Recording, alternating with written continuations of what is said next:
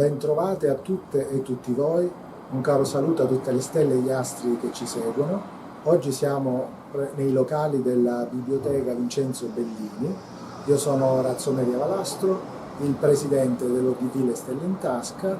Con me c'è Luisa La Carruba, volontaria dell'ODV Le Stelle in Tasca. Oggi siamo qui per una nuova videonarrazione, un'opera che ci è stata donata, è stata consegnata all'archivio della memoria e dell'immaginario autobiografico, è stata letta dal gruppo di lettura ed è stata selezionata per questa nostra videoregistrazione.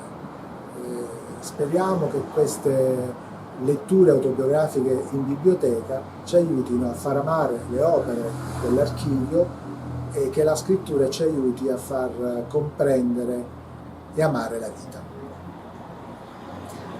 buongiorno a tutti, io vi ringrazio. Se ci state vedendo evidentemente avete scelto di seguirci e di vedere questa nuova videonarrazione. È una lettura, un racconto molto bello, molto particolare, molto intenso e pieno di emozioni. Io spero che possa piacervi come è piaciuto a me e possa darvi le emozioni che ha dato a me.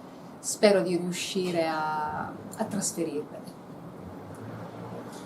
Grazie a Luisa La Carruba e ci rivediamo presto sul nostro canale YouTube Atelier dell'immaginario autobiografico.